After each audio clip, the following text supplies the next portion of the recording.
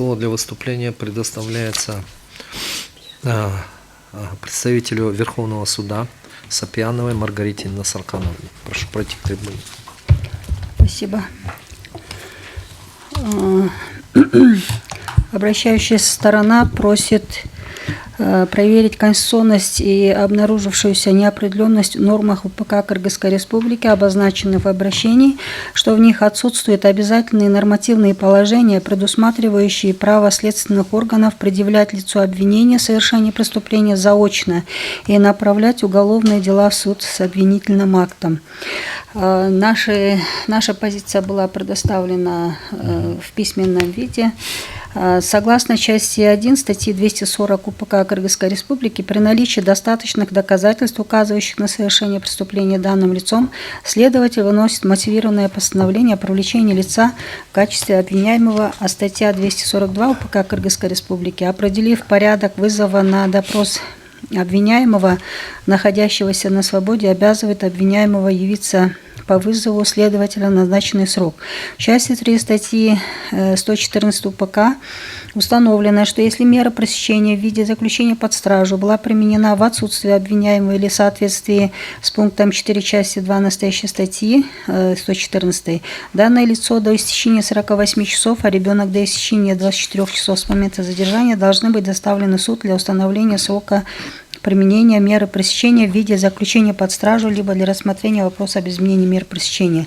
Следовательно, законодатель допускает привлечение лица к уголовной ответственности в его отсутствие, поскольку применение к лицу меры пресечения без предварительного привлечения его в качестве обвиняемого в соответствии с статьей 243 предъявления обвинений УПК Кыргызской Республики невозможно. Таким образом, законодатель определил, что скрывшееся от следствия лицо осознавало наступившем впоследствии за совершенное им преступление и в целях уйти от уголовной ответственности намеренно уклонилось от производства следственных действий, добровольно отказываясь от реализации гарантированных ему Конституцией Кыргызской Республики и уголовно-процессуальным законодательством прав, в первую очередь право защищать себя лично установленными законом средствами и способами. Лицо, привлеченное к уголовной ответственности на стадии следствия в случае его отсутствия, вполне может реализовать свои права через защитника, то есть адвоката, права и обязанности которого предусмотрены законом об адвокатуре и также законом о гарантированной государством юридической помощи. Такие же требования установлены и в процессуальном кодексе 49 и 50 по 53 статьи.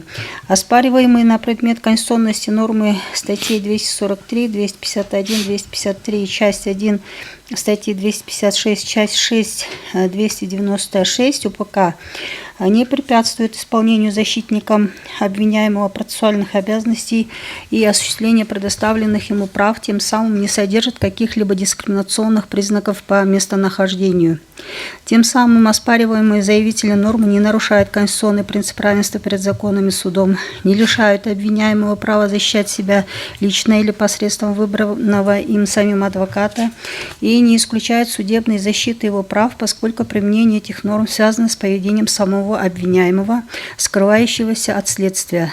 Кроме того, УПК прямо предусматривает, что в случае осуждения в заочном порядке после устранения обстоятельств, послуживших основанием для судебного разбирательства в отсутствии обвиняемого, приговор или определение суда, вынесенный заочно по ходатайству осужденного или его адвоката, отменяется в апелляционном порядке, тем самым гарантируется проведение судебного разбирательства в общем порядке. Такая норма содержится в части 6 статьи 296 УПК. В части 1 статьи 46 упк предусмотрены права обвиняемого, который имеет право полностью защищать свои права, свободы и законные интересы, знакомиться по окончании следствия со всеми материалами уголовного дела, приносить жалобы, и другие. Но при этом в части 3 данной статьи также предусмотрены обязанности обвиняемого, где он обязан являться по вызову органа, ведущего расследования, подчиняться распоряжениям следователя, прокурора, следственного судьи и суда. Конституционная палата Верховного суда Кыргызской Республики в своем решении от 11 мая 2016 года прямо указала, что в целом процессуальное назначение разбирательства разбирательства дела в отсутствие подсудимого предопределено обязанностью государства охранять и защищать права и законные интересы лиц, потерпевших от преступлений, обеспечить им доступ к правосудию и компенсацию причиненного преступлению ущерба. Соответственно, заочное судебное разбирательство является способом реализации принципа неотвратимости уголовной ответственности для лица, которое скрывается от суда или сознательно избегает обязанности принимать участие в рассмотрении уголовного дела. Извините, можно стакан воды попросить? Бервись. Спасибо. Вот этот, да? В этой связи нельзя не учитывать права граждан, проходящих... Можете налить? Спасибо. На трибуну всегда В надо этой ставить связи воду. нельзя не учитывать Камила. права граждан, проходящих по делу в качестве потерпевших. И на основании вышеуказанных статей, которые оспаривается конституционность, мы считаем, они не противоречат нормам Конституции Кыргызской Республики. Что касается доводов, извините,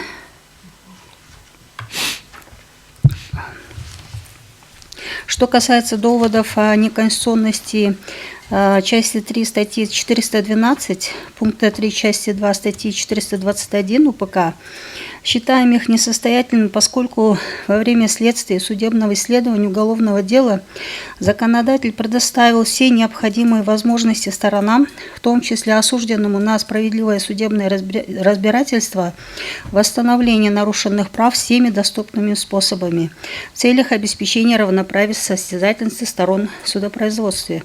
Деяния лица, скрывшегося от следствия и суда, намеренно уклонившегося от правосудия, не могут служить основанием для того, чтобы усомниться в указанных нормах УПК, так как Конституцией Кыргызской Республики и уголовно-процессуальным законодательством гарантируется право защищать свои права и свободы, а также обеспечивать восстановление нарушенных прав всеми доступными способами, не запрещенными законом. В соответствии с частью 2 статьи 446 УПК, согласно порядку судебного рассмотрения дел в кассационной инстанции, необходимо обязательное участие прокурора, а остальные стороны, такие как осужденные, оправданные, адвокаты, потерпевшие, и другие лица, в котором обжалуемое судебное решение затрагивает их права и законные интересы, имеют право принять участие на судебном заседании. Однако их неявка в суд не будет препятствием для рассмотрения дела. Статья 440 УПК.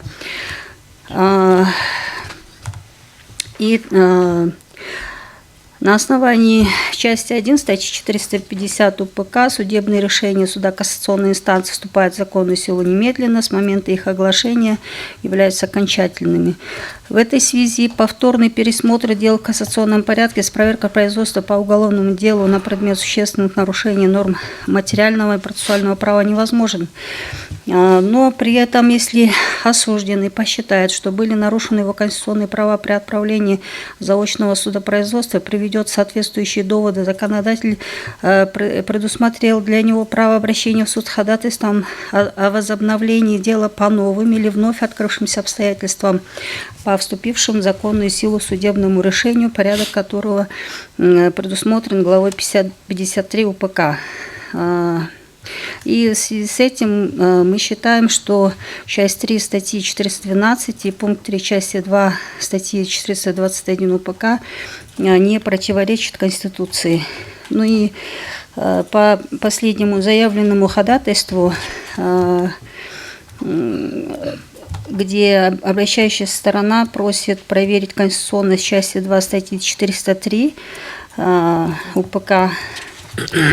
Статьей 403 УПК установлен порядок восстановления срока на подачу жалобы или представления в суд апелляционной инстанции. Согласно части 2 данной статьи, ходатайство о восстановлении срока на подачу апелляционной жалобы или представления на приговор может быть подано не позднее 3 месяцев со дня вынесения судом решения, а на иное судебное решение не позднее 1 месяца со дня вынесения решения. Пресекательные сроки обжалования судебных актов предусматриваются для обеспечения защиты интересов участников процесса и поддержания общественного порядка, установление пресекательного срока на подачу ходатайства о восстановлении срока способствует своевременному реагированию участников процесса на приговор или другой судебный акт. Процесс обжалования становится более предсказуемым и понятным для всех участников, что соответствует принципу правовой определенности.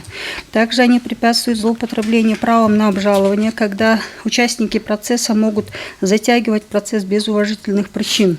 Кроме того, такие сроки дисциплинируют работу адвокатов и представителей, требуя внимательности при подготовке апелляционных жалоб и других документов, что повышает качество оказываемых правовых услуг. Как было отмечено выше, лицо, привлеченное к уголовной ответственности, в случае его отсутствия вполне может реализовать свои права через защитника в соответствии с законом об адвокатуре и законом о ГГЮ. И Конституционный суд, хотелось бы отметить, Конституционный суд Кыргызской Республики в своем решении от 1 марта 2023 года по делу о проверке конституционности части 4 статьи 403 УПК относительно части 2 статьи 403 прямо указал, что институт восстановления пропущенного срока ограничен временными рамками, что имеет целью сохранить стабильность принимаемых судебных актов и правовую определенность уже сложившихся правоотношений. Следует отметить, что согласно частям 3 и 4 статьи 403 постановление судьи суда об удовлетворении или отказе восстановления пропущенного срока может быть обжаловано в суде апелляционной инстанции. И согласно части 5, в свою очередь, определение суда апелляционной инстанции об удовлетворении или отказе восстановления пропущенного срока может быть обжаловано в кассационном порядке не позднее 3 месяцев со дня его вынесения. Таким образом, участнику процесса, пропустившему срок обжалования судебного акта, в том числе приговора суда, как стороне обвинения, так и стороне защиты, на одинаковых условиях предоставлено право судебного обжалования и судебная защита на основе равноправия состязательности сторон обвинения и защиты. И в связи с чем мы также считаем, что часть 2 статьи 403 УПК соответствует нормам Конституции и нет оснований признавать их неконституционными. Спасибо.